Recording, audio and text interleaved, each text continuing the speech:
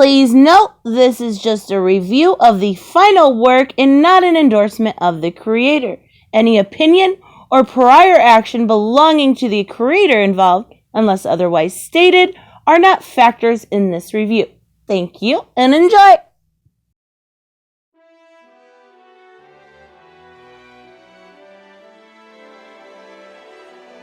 Hey guys, Starcraft here, and I know what some of you guys are wanting to say. Oh, look what I just got in. This comic sucks. Nope. Sorry, not gonna happen. I know what some of you are gonna say. Oh my god, this is the greatest comic I've ever read.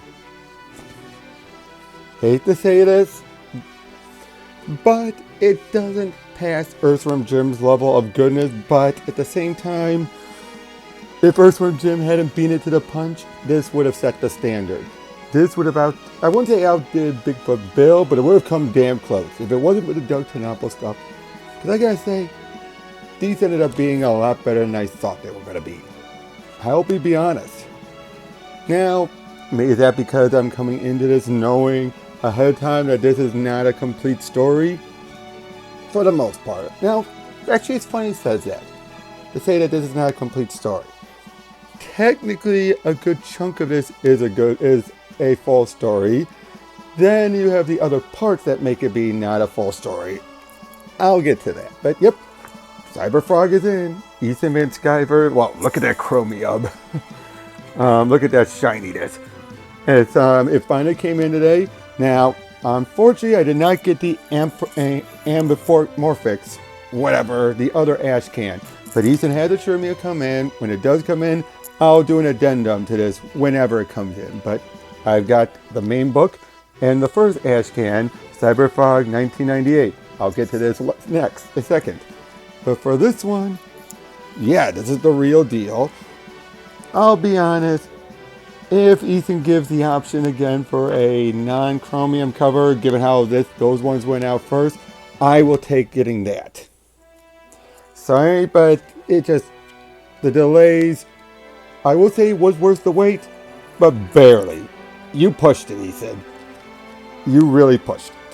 But, I guess, again, I went into this expecting this to be like, oh, not worth it at all. Nope. But, yeah. Ethan's signature, of course, I've seen that plenty of times, shown you guys those before. But yeah, it turns out this opens up actually as an origin. Yeah, it's an origin story actually at first. As we have now, forgive me, I'm not exactly sure how you say some of these names. But we focus on the ship, the main ship of the, oh jeez, what was her name? Hold on. It was Kijel Sin. Interesting names, but yeah, flying through space, she's the last of her species. A cybernetic, basically man and machine and living thing, cybernetic organism. And she's, for the most part, she's pregnant. She has with a cybernetic womb that can nurture, teach, and cradle another unborn offspring. So yeah, she's basically going to be the mother of our main heroes.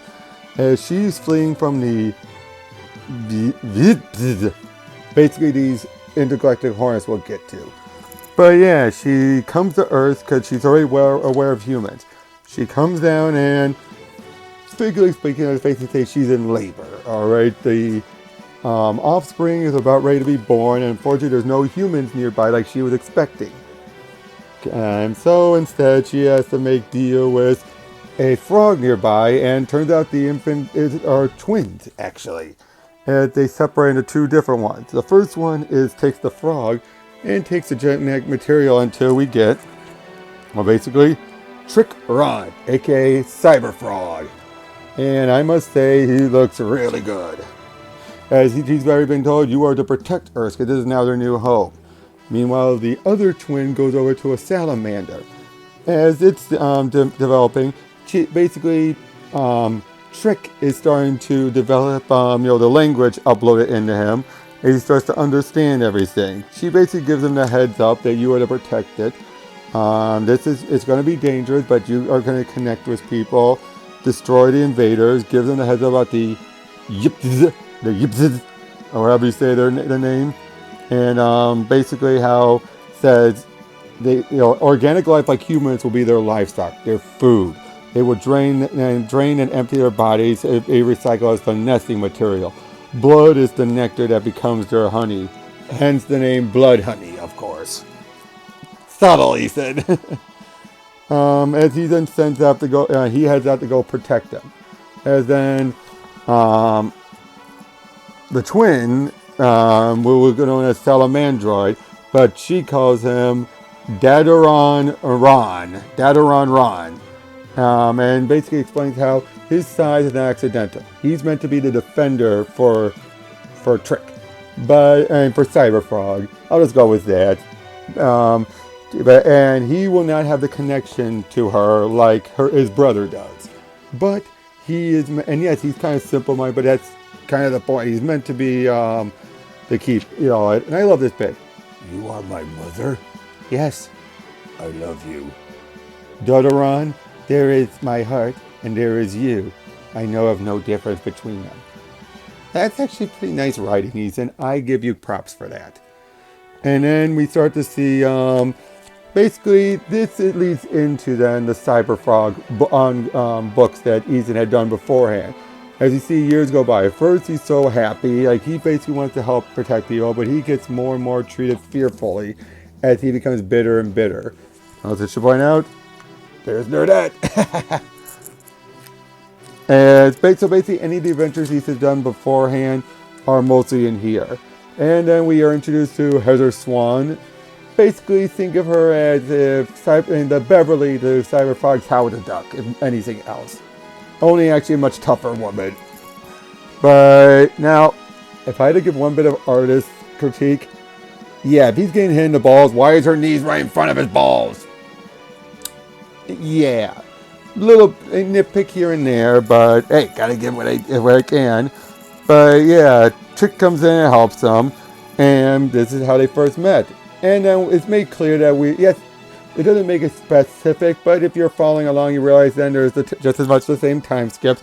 And now it's like, they think I'm a monster. You aren't a monster. You're Cyberfrog. And basically then we find out she got a tattoo of him and all that. And yeah, they meet up with, it's like, your name's really Dadu Run? And to which she just laughs at it.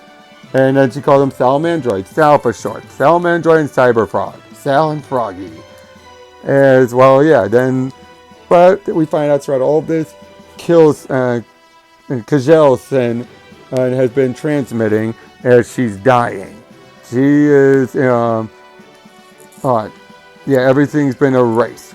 Now it says now I die, all is lost, but who knows? Ethan might be she's still alive, but yeah, this whole big portion of it is basically the prequel, the lead up to everything, or filling everyone in. Which, given how almost not everyone's found the Cyberfrog stuff, and Ethan hasn't done the Cyberfrog Omnibus collection yet, I don't mind that this first chunk of it is a background fill-in. I don't mind that at all for this first issue, to be honest. And then book 2 is then where we get into the invasion. And last night, let me just double check something quickly.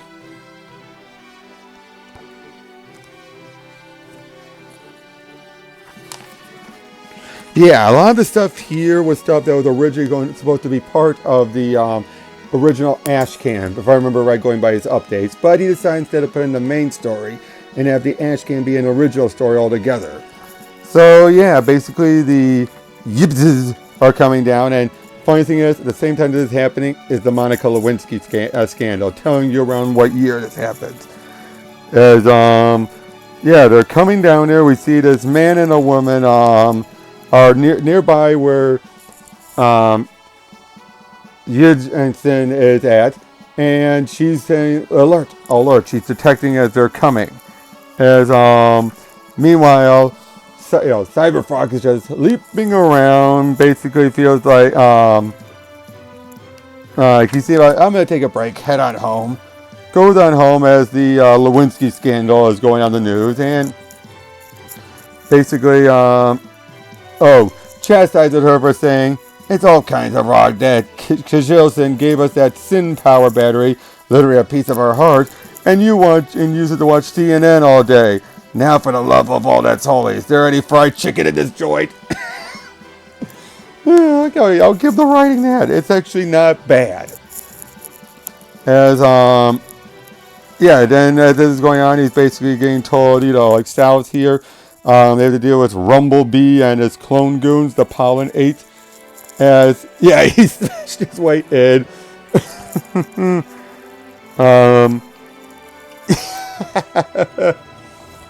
It's like, they got a bomb. They're driving it to the Scorpiphone over in Philly. That's almost interesting, Sal. But you just put a huge hole in my wall. Bugs are going to get in. My bad. You're leaving me here and me? I know, basically they start heading out. But then I love it, like, sorry about the wall. Still mad? Nope, moved on. Not healthy to stay mad at you. As meanwhile, then the same time, the bees are basically attacking. As we see that couple earlier get attacked, the male has been attacked, and the woman starts to run, and then Sinzel comes right out, basically saying, "Vyzpzz parasite," tells the woman to run, and she starts to fight, realizing, this was a mistake. She just couldn't help to see this human get killed, as she's being overwhelmed. She tells the woman to run, but the woman's been taken and then injected with something as she starts to melt. Ew, talk about body horror. As we see then Sal and Froggie are dealing with the Rumblebee, and basically they start taking out all the Pollen 8, fighting them all off. Just nice action, taking them out. So day in the life for these guys. Meanwhile, Clinton is told they have to leave, as the Vyzpzz are coming down, and of course they naturally think, Rumblebee, is this you? Are you stupid? Again, great artwork. As they realize things are going off, like this, Froggie cybernetics are going off, which makes them realize Kajilson is down, and Sal tries to help. He's getting overwhelmed. They are, and Froggie keeps on trying to fight him off until he is just overwhelmed and attacked and knocked into the big explosion. As he sinks into the water, it says backup and backup power failing, system check assessment, catastrophic damage, restoration fuel cells activated, preservation mode engaged, hibernation mode initiated. As he goes to sleep. We then go into part 3, where we now get into the main story. As Froggie finally wakes up, and it's been 10 years. As he makes his way up and he sees the devastation brought. And I should point out, mine does not have any of those printing errors at all. So, I either lucked out or who knows. Or the inking errors. But as he comes up and he's hopping around, he's realizing, it's just Earth, where's Heather? As he then heads on out into New Jersey, as basically Heather is explaining to someone the rules. Rule number 1, stay in the woods. They can't fly very well with everything so close together.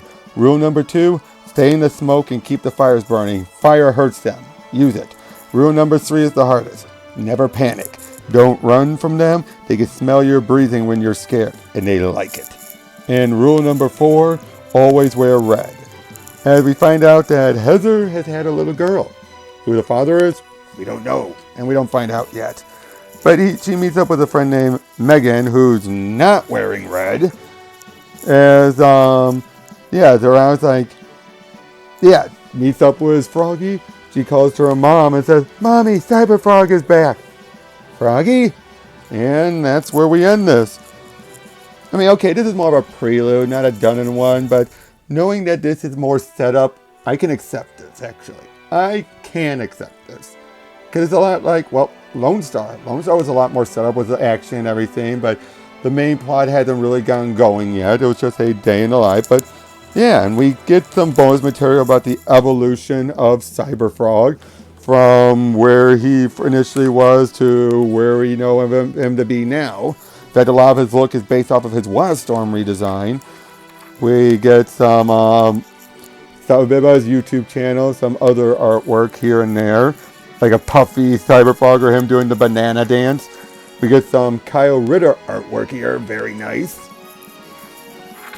We get the, well yeah, this is the main cover. We get a snippet of the Salamandroid cover. I always like when they include in the back, at least it feels like, well, I'm not upset that I didn't get it. We get their team up cover. Again, as long as I have an example of the artwork, I'm not upset. We get the 1998 cover. We'll get to that in a minute. And then the Hall of Heroes. So, yeah. Now, into the 1998, the Diary of Heather Swan. As basically, yeah, this is all a description of everything. She basically explains what happened with the invasion. Like, they basically used a frequency that drove some people nuts. Some people thought it was white noise. A few weeks later, they answered them. They thought it was just a broadcast, but turns out they invited them. They let them in.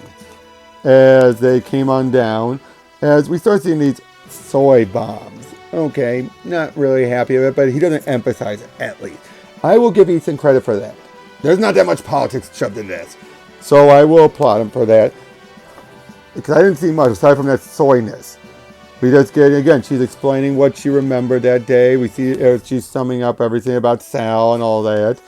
About what some other action pieces, some stuff that led into the events of Bloodhoney in part 2. And then we see what happened after Sal had left. How the attack happened. And yeah, we get one of the first of the Vyzpzz ready to attack her. But it turns out that a little bit of Kjilsen's heart, it activates and tells her to run and attacks the bee. As she runs, sees all this attacks going on. A cop helps her out, but turns out he was already gotten to and was starting to melt, just slower. She meets up with this man named Colin, maybe the girl's father, who knows. As meets up with his son, who's wearing a hood. They make their way into a bunker where it's clear one of the other people in there has been changed, or is very creepy. And she's just like, he'll find, it's going to be okay. And we jumped in 10 years later to right before Heather came out, where her daughter's saying, Mommy, Cyberfrog's back. Froggie? And that's it. And I gotta say, it was barely worth the wait. Barely. It's actually a lot better of a read than I thought it was. It's not stupid. I'd rather not wait this long again for the next one. I will definitely say that. I'm not going to be so lenient on the next one. If he does more Cyberfrog like stuff, I will be getting it. He's earned that. But let me just put it this way. I respect Ethan as an artist. His artwork. Ethan the man, especially this past year, I cannot defend the man. I'm sorry, Ethan. I do respect your artwork, but a lot of your actions, I cannot back up. I cannot defend a lot of your attitude. I cannot defend, I'll be blunt, your ego. I'm sorry. But again, you do have me. As far as Ethan Van Sciver, the artist, you still get my money. You've earned, this was worth it. Enough for me to stick around, at least for Cyberfrog. If you do Rainbow Brood, I don't know. But Cyberfrog, you've definitely got it so long as this doesn't happen again. So long as you've learned from any mistakes and you actually put some more focus on your artwork. If you end up putting more focus on your YouTube channel as opposed to your artwork causing more delays, then there'll be issues. But I am at least happy I stuck it through. And I do appreciate that this is true. I cannot wait for the next Ashcan copy whenever it comes in. I understand there was some issues. I'm not going to hold it against you on this one, because at least you respond to me right away and explain the situation. So until then, either it's going to be out Christmas Eve or on Christmas. So if it's Christmas Eve, have a Merry Christmas tomorrow. And if it's Christmas Day, hope you all are having a Merry Christmas. And I hope you enjoy my Christmas Day video. Till then, I'll catch you guys later.